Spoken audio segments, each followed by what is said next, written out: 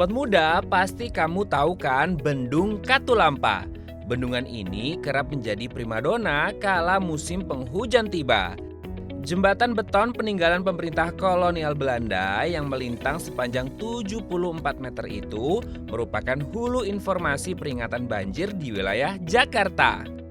Ya, Katulampa memiliki peran sebagai corong informasi terkini kondisi debit air Kali Ciliwung. Dari sini, pemerintah dan warga Jakarta bisa segera tahu ketika banjir sedang meluncur ke wilayah mereka. Bangunan beton yang membelah Sungai Ciliwung ini ternyata dibangun pada 16 April 1911 dan rampung pengerjaannya pada awal Oktober 1912 hingga diresmikan pada 11 Oktober 1912. Nah, kali ini tim Indonesia akan mengajak kamu untuk berkunjung dan melihat langsung Bendungan Katulampa. Yuk ikuti terus perjalanan tim Indonesia. Terletak di Jalan Pemuda 2, Kelurahan Katulampa, Kecamatan Bogor Timur, Kota Bogor, Jawa Barat, proyek pembangunan Katulampa ini menelan biaya sebesar 80.000 gulden. Hasil karya seorang menir bernama Profesor Insinyur Hendrik van Brun. Bendungan ini dilengkapi dengan 5 pintu untuk mengalirkan arus air ke kawasan di bawahnya, 3 sluice atau pintu untuk menahan air yang dapat digunakan jika volume air berlebih dan mengancam kawasan bawah. Masing-masing pintu memiliki lebar 4 meter persegi. Seperti umumnya bangunan bendung, konstruksi Bendung Katulampa melintang memotong sungai. Bagian atas bendung berfungsi sebagai jembatan yang menghubungkan Kecamatan Bogor Timur dan Kecamatan Sukaraja. Jembatan memiliki lebar sekitar 1 meter dan berlapis aspal. Selain itu, jembatan ini juga tidak pernah sepi dilewati warga loh. For your information sobat muda, di Bendung Katulampa juga dibangun saluran irigasi untuk mengairi sawah. Sebenarnya Bendung Katulampa bukanlah bendung pengendali banjir, tetapi bendung untuk keperluan irigasi sebagaimana disebutkan dalam laman pu.go.id. Sobat muda, pembangunan Bendung Katulampa sebagai bendung irigasi dilakukan untuk mendukung area persawahan yang kala itu banyak ditemukan di wilayah Bogor dan Jakarta.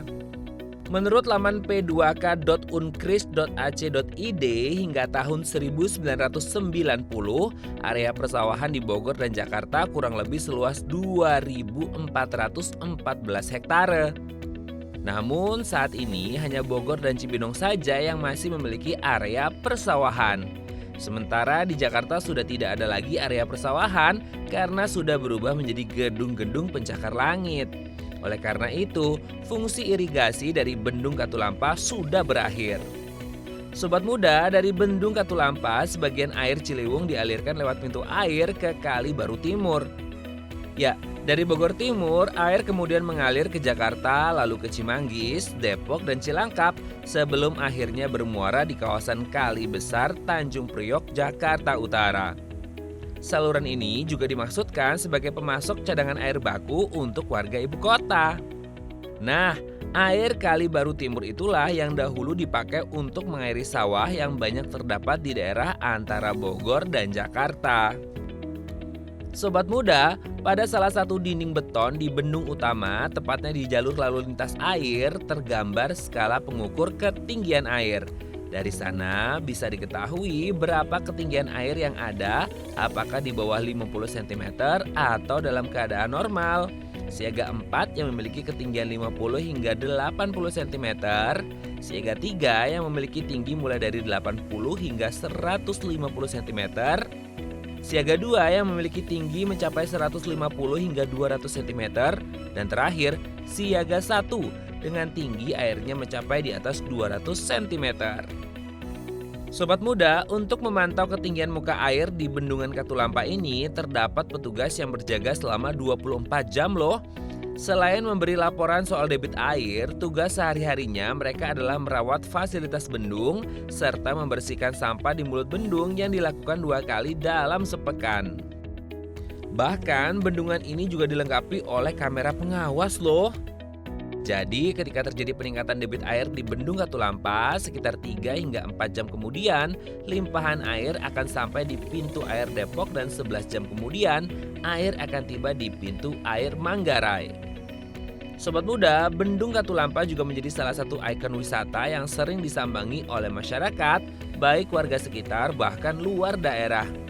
Biasanya mereka yang menyempatkan waktu untuk datang ke sini sekadar melihat kemegahan bangunan Bendung Katulampa hingga mengenal sejarah bangunan ini. Uniknya, bendungan yang berada di tengah permukiman penduduk ini saat memasuki musim penghujan akan ramai didatangi warga untuk melihat debit permukaan air yang tinggi. Jadi bagaimana sobat muda? Apakah kamu tertarik untuk berkunjung ke Bendung Katulampa? Jika iya, pastikan tetap tertib, patuhi aturan dari penjaga, dan pastikan kamu selalu menjaga kebersihan ya.